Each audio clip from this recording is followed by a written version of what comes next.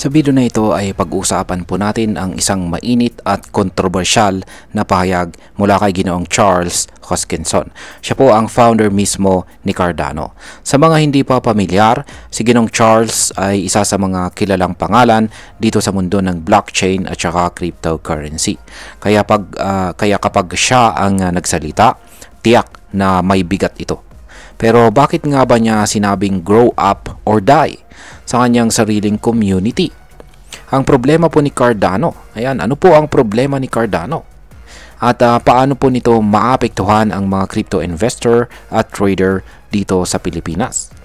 Kaya alamin din natin ang buong kwento sa likod ng stablecoin crisis ni Cardano at ang plano ni Ginong Charles para maabot ang billion user vision at ang mga posibleng epekto nito kay ADA at sa buong crypto ecosystem. Kaya bago po tayo magpatuloy ay pakibasa na lamang po muna ang disclaimer dito sa ibaba ng ating screen. Kaya yan po siya. Ang ating nakikita rito ay ang founder ni Cardano na si Ginoong Charles Hoskinson. Kaya kitang-kita natin na ang tamis ng kanyang ngiti. Simulan po natin sa kung ano po ang kinakaharap na problema ni Cardano sa ngayon. Ayon po mismo kay Ginong Charles, ang pinakamalaking kahinaan ni Cardano sa ngayon ay ang kakulangan niya sa stablecoin liquidity. Sa madaling salita ay kulang po si Cardano sa mga stablecoin tulad po ng USDT or USDC na ginagamit para sa decentralized finance or DeFi. Kung ikukumpara po natin, si Ethereum ay may stablecoin ratio na halos 195%, habang si Solana ay nasa 125%. Pero si Cardano, wala pa sa 10%. Ito po ay nasa 9.65% lamang. Para sa isang blockchain na gustong makipagsabayan sa malalaking pangalan, malaking problema po ito. Dahil dito ay bumabagal ang development ng DeFi ecosystem sa loob ni Cardano. Kumbaga mahina ang dugo ng sistema kaya nahihirapan po itong umikot at lumago. Ngayon ay ano po ang plano ni Ginoong Charles Hoskinson para ma-resolve ito? Simple lamang po ang panukala ni Ginong Charles. Gamitin ang 140 million na ADA mula sa treasury ng Cardano at i-convert ito sa Cardano native stablecoin na tinatawag po na USDM. USDM. Ayon sa kanya, ito raw ang quick fix na siyang magpupuno sa tinatawag niyang liquidity vacuum. Kung maisasagawa ito, posibleng magpasigla po ito sa ecosystem ni Cardano at hikayatin ang mas maraming developers, projects at saka investors. Pero teka lang, hindi po lahat ay sang-ayon dito. Ngayon ay bakit maraming tumututol sa proposal na ito? Maraming community members at mga analyst ang nagsasabing delikado ang panukalang ito.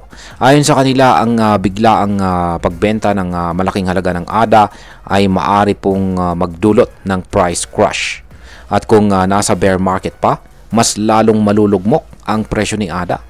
Ipinunto rin nila na parang desperado ang hakbang na ito at baka mas makasama sa reputasyon ni Cardano kaysa sa makatulong. Pero hindi rin naman nagpatalo itong si Ginong Charles. Paano naman po pinagtanggol ni Ginong Charles ang kanyang plano? Sabi niya, hindi raw ganun kalaki ang epekto nito sa presyo dahil gagawin ito sa pamamagitan ng over-the-counter trades or OTC trades. Ibig sabihin ay hindi po ito diretso sa open market na siyang magdudulot ng panic selling. Sa halip ay dahan-dahan isasagawa ang conversion sa loob ng isang linggo para hindi mabigla ang market. Para po kay Ginong Charles, ito raw ang tough love na kailangan ng ecosystem. Kailangan daw magdesisyon ang community kung gusto ba nilang manalo at magtagumpay laban sa mga sharks ng mundo ng crypto o mananatiling nasa likod habang ang iba ay mabilis na umuunlad. Ngayon ay ano naman po ang ibig sabihin niyang grow up or die? Kung hindi ka po lalaki ay baka mamamatay ka na lang. Ayon sa kanya, ang mundo ng blockchain ay hindi daw po patas. Ang kalaban ni Cardano ay back. Yan, marami po siyang backup yung mga kalaban ni Cardano. Maraming backup na malalaking venture capitalist. May media exposure at may kakayang agawin ang mga developers ni Cardano. Parang nasa dagat ka raw ng mga pating, sabi niya. Kung hindi ka marunong lumangoy at sumabay, siguradong ikaw ay kakainin. Ang ibig sabihin po ni Ginong Charles dito ay kailangan na ng maturity ng community. Hindi na sapat ang idealism. Kailangan po ng disiplina, desisyon at aksyon kung gusto nilang mabuhay at magtagumpay itong si Cardano. Ngayon is yung pinakahuling balita po tungkol dito kay Cardano ay tungkol po sa XRP integration dito kay Cardano, at na-content po natin yan sa nakalipas na balita. Yan, isa po itong nakakagulat na pasabog ni Ginoong Charles. Ayan, kung saan ay ang kanyang pahiwatig ay magkakaroon ng XRP package integration sa ecosystem ni Cardano. Wala pa raw tiyak na petsa pero in development na ito. Kapag nangyari ito, malaking tulong po ito para sa interoperability ng mga blockchains at maaring magbukas ng bagong oportunidad para sa parehong Cardano at saka XRP communities. Yan. Ngayon ay pag-usapan na po natin ang posibleng epekto nito para sa atin bilang mga Pinoy crypto traders at investors or mga Pinoy crypto enthusiasts. Para sa atin dito sa Pilipinas na nakatutok po sa crypto market, malaking bagay ito. Una, kung magiging matagumpay po ang stablecoin strategy ni Ginong Charles, posible itong magbukas ng bagong DeFi opportunities sa loob ni Cardano. Maaaring tumaas po ang demand kay ADA at magkaroon tayo ng mas maraming investment options. Pero sa kabilang banda, kung hindi po ito maayos na maisasagawa, posibleng bumagsak po ang presyo ni ADA. Para sa mga may hawak na or holdings na po dyan, kailangan po nating mag-ingat. Bantayan po natin ang mga galaw sa market at kung paano po tatanggapin ng buong community ang planong ito.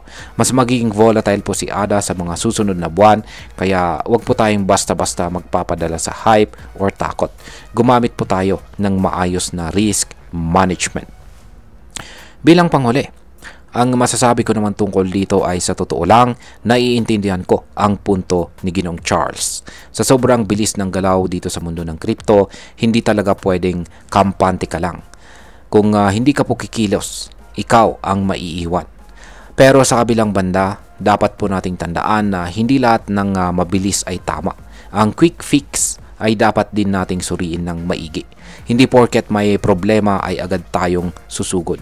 Ang community dapat ay may boses, may transparency at may tamang proseso. Si Cardano ay isa sa mga pinakamatibay na blockchains pagdating po sa academic-based at saka peer-reviewed development. Sana ay hindi ito mawala sa gitna ng pressure ng kompetisyon. Kaya, ayan, hanggang dito na lamang po tayo sa video na ito mga ka-crypto. Marami pong salamat sa panunood. Ingat po tayo lagi at God bless po sa ating lahat.